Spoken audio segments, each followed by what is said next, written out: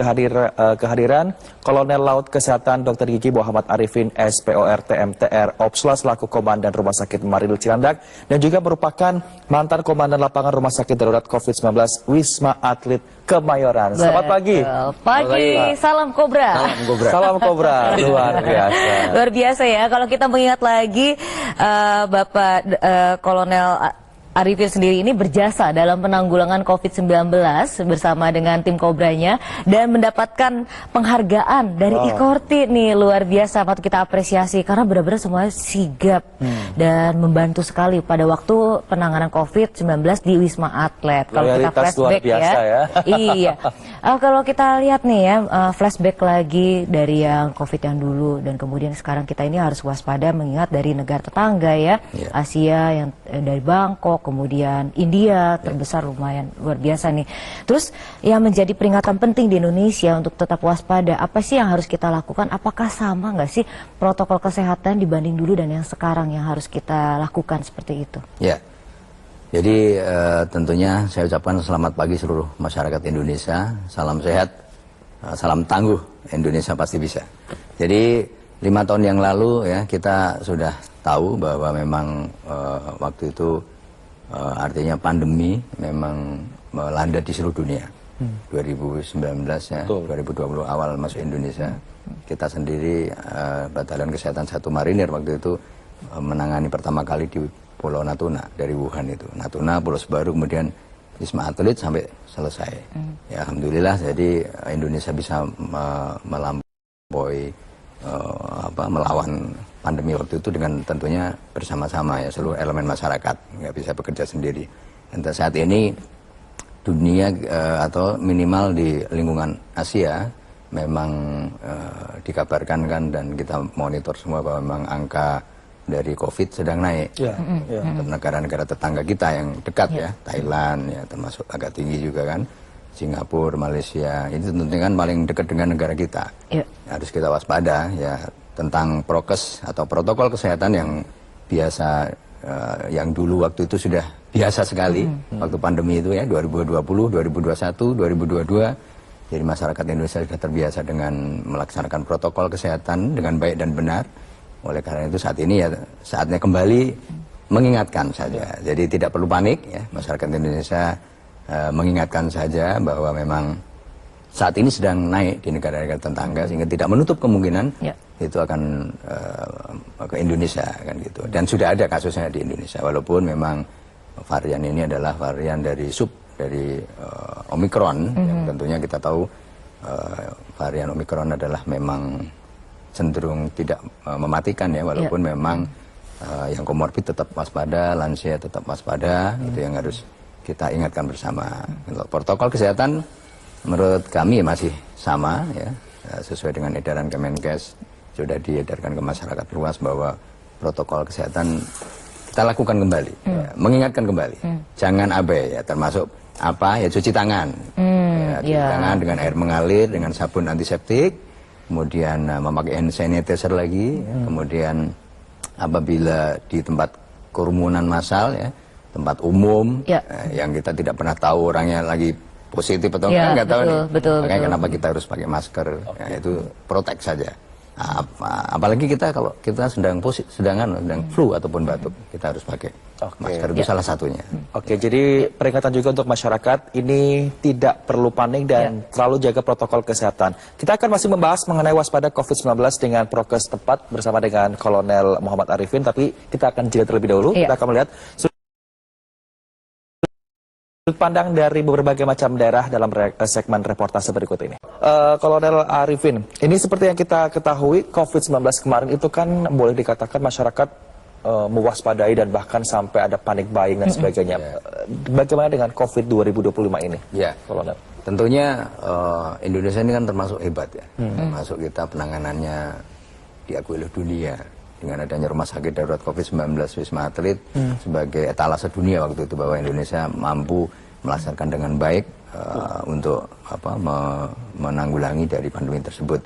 Jadi terkait hal tersebut tentunya kesiapannya tentunya lebih siap sekarang, karena kita sudah pernah mengalami, sehingga lesson learned dari 2020 pandemi tentunya kita lebih siap. Sebagian kalau pertama dulu memang mencari formula dulu kan bagaimana ini kan sama-sama baru 2020 itu dunia semua bingung kan gitu. Artinya bagaimana ini virus kan baru. Artinya semua negara juga bagaimana cara mengatasinya itu termasuk hal yang baru. Indonesia termasuk hebat. Jadi diakui oleh dunia bahwa penanganan pandemi COVID-19 di Indonesia sangat berhasil sekali, ya, terutama dengan adanya rumah sakit darurat COVID-19 Wisma Atlet Kemayoran yang itu merupakan rumah sakit darurat COVID terbesar di dunia. Jadi terbesar di dunia.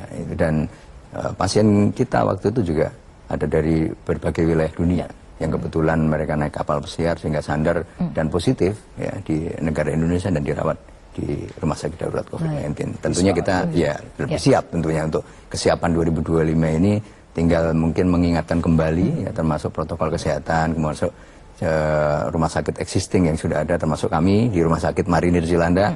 Kalau memang ini sudah warning, nanti kita juga akan siapkan tempat isolasi khusus apabila ternyata meningkat, dan harapan kita sih tetap kita stabil seperti ini, dan masyarakat Indonesia kita harapkan benar-benar disiplin ini. Ya, tergantung masyarakat kita sebenarnya.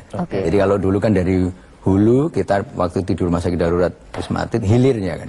Kalau hulu bisa dikendalikan, tentunya hilir tidak akan menerima, tidak akan kerepotan menerima pasien yang waktu itu memang sempat sangat banyak sekali membludak sekali, sempat penuh juga kan, sampai membuka di Pasar Rumput. Kemudian waktu Delta varian Pasar Rumput terus perpanjang ke Marunda juga, rusun waktu itu.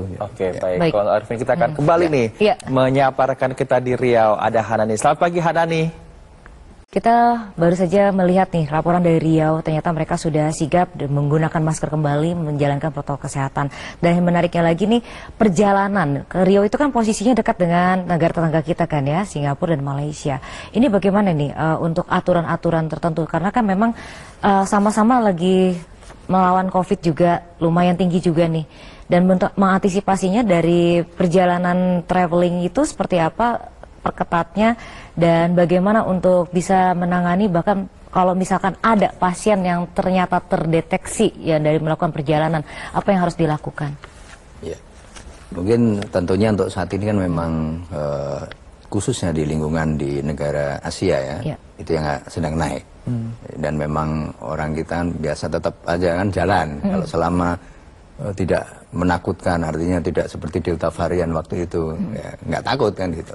Ya boleh, nggak ada masalah, artinya traveling memang tidak dibatasi sampai saat ini, ke luar negeri silahkan kan, diperbolehkan, tidak ada masalah pembatasan. Kemudian namun kita sendiri sebagai individu yang tentunya tahu, artinya saat ini sedang angka COVID di negara tetangga yang siapa tahu yang pas kita kunjungi sedang tinggi, tentunya kita menjaga diri sendiri, artinya mungkin membawa masker jangan lupa, kalau keluar negeri tetap bawa masker, kemudian lebih baik dipakai ya kan, apalagi kunjungannya ke tempat-tempat umum. Kita tahu bahwa ke Thailand kan sering tinggi. Kalau ke tempat umum tentunya lebih bagus pakai masker. Kemudian apabila ada gejala-gejala pas pulang ke tanah air, sepertinya di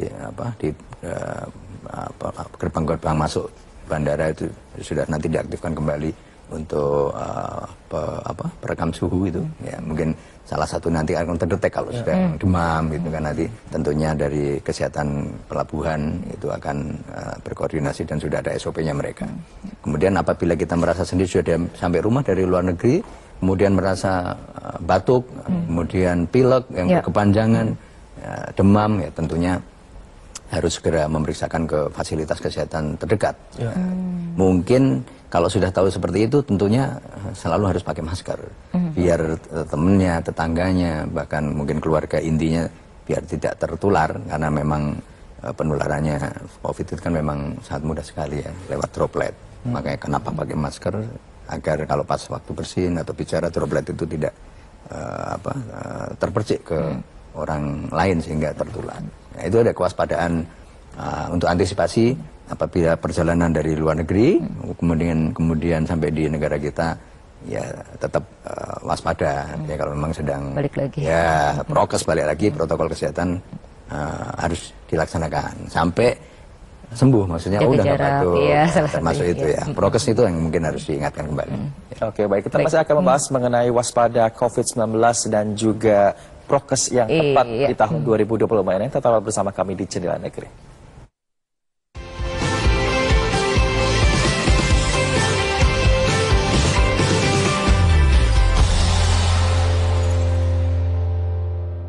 Pasti Anda masih bersama kami di Jendela Negeri.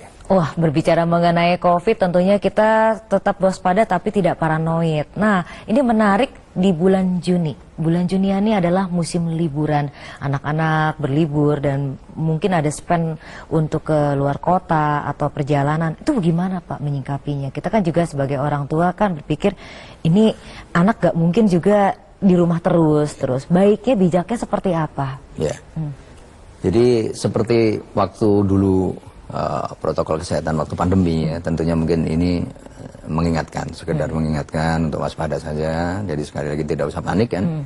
Liburan sekolah udah deket ya, liburan memang itu dulu khas banget kalau di rumah sakit darurat COVID itu kalau ada Lebaran, Idul Fitri atau liburan sekolah yang bersifat umum massal itu akan naik angkanya waktu itu ya. Jadi kita udah hafal banget di rumah sakit darurat COVID Wisma Atlet Kemayoran itu kalau habis Lebaran Idul Fitri, habis pada pulang kampung, nah itu naik. Nah, mungkin sama dengan antisipasi untuk saat ini musim liburan ya.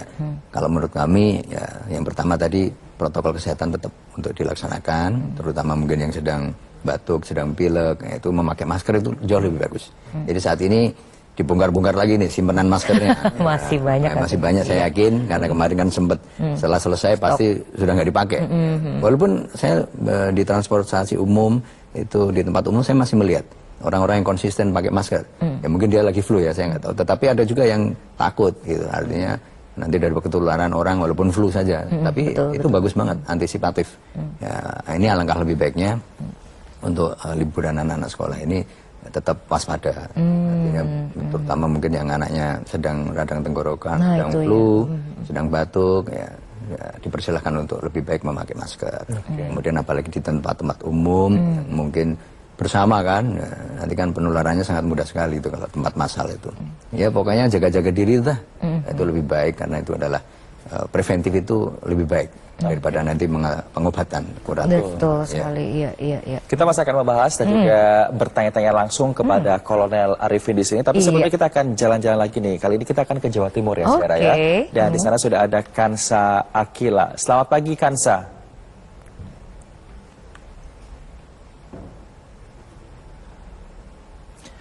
Oke, kita sekarang akan ke Jawa Timur. Di sana sudah ada Kansa Akila. Seperti yang kita ketahui nih, sekarang kan masyarakat trennya liburan ke luar negeri, gitu kan. Anak-anak muda kayaknya kalau belum ke luar negeri belum holiday namanya seperti itu ya. Nah, Pak, pertanyaannya adalah apakah kira-kira ada anjuran khusus nih terkait dengan adanya perjalanan dalam dan juga luar negeri terkait adanya juga COVID-19 di tahun 2025 ini? Iya, jadi tentunya sekali lagi masyarakat Indonesia kan sudah paham ya, sudah paham, kita sudah melewati masa yang sangat sulit ya, pandemi waktu itu. Tentunya ini menyadarkan kembali, mengingatkan kembali jangan sampai terjadi seperti waktu pandemi 2020. Ya, artinya siapapun ya masyarakat sedang liburan ya di dalam negeri maupun di luar negeri, tentunya protokol kesehatan tadi anjurannya kita laksanakan kembali. Itu lebih baik, jauh lebih baik. Jadi pencegahan jauh lebih baik daripada nanti kuratif atau pengobatan. Ya, jadi yang ke luar negeri, terutama ke negara-negara lingkungan Asia yang saat ini memang sedang naik kasusnya, sedang tinggi, itu tentunya lebih baik ya protokol kesehatan kita laksanakan. Boleh ke luar negeri kan memang nggak ada pembatasan. Betul. Jadi tetap laksanakan protokol kesehatan dengan baik, apalagi sedang berada di negara orang yang angka COVID-nya sedang naik. Nah, contohnya tadi ya, di Thailand ya kan, di negara paling dekat Singapura kan.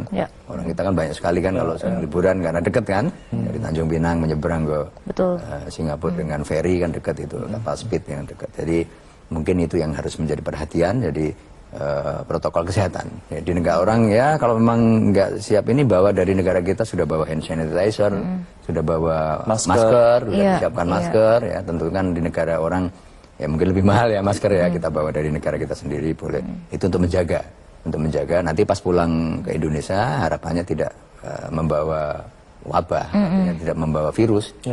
Kemudian untuk menjaga-jaga juga agar tidak menularkan ke saudara-saudara yang di tanah air. Balik lagi ya. Balik lagi. Apalagi untuk yang saat ini mendekati liburan, tentunya liburan sekolah memang anak-anak pasti kan jalan-jalan pengennya kan, walaupun di Bali, walaupun ya. Jadi himbauan kita ya tetap bawa masker, ya, protokol kesehatan tetap dilaksanakan, perilaku hidup sehat dan bersih tadi, cuci tangan, kebiasaan itu diaktifkan kembali, diingatkan kembali, ya kan.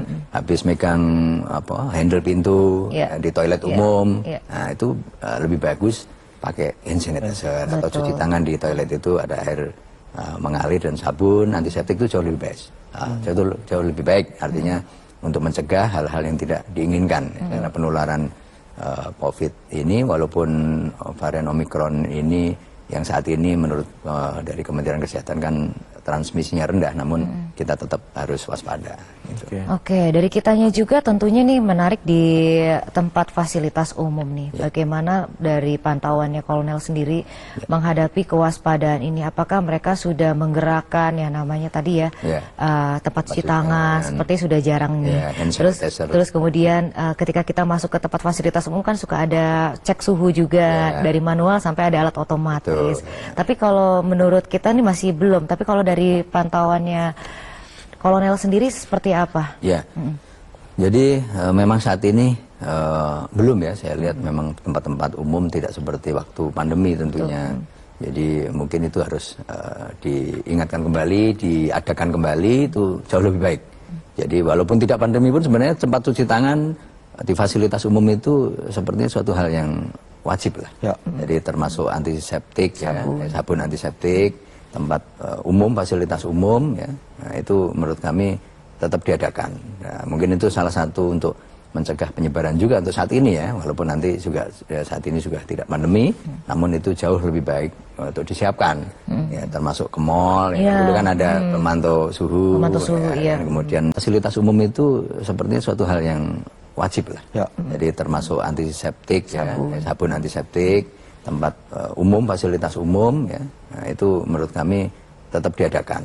Nah, mungkin itu salah satu untuk mencegah penyebaran juga untuk saat ini ya, walaupun nanti juga saat ini juga tidak pandemi, namun itu jauh lebih baik untuk disiapkan, ya, termasuk ke mall, ya, dulu kan ada pemantau suhu, kemudian ada di depannya pasti ada keran yang pakai injek atau sensor, kemudian pakai antiseptik, cairan antiseptik, sabun, kemudian di bagian-bagian tertentu ada hand sanitizer yang disiapkan untuk umum, itu mungkin jauh lebih baik untuk diadakan kembali.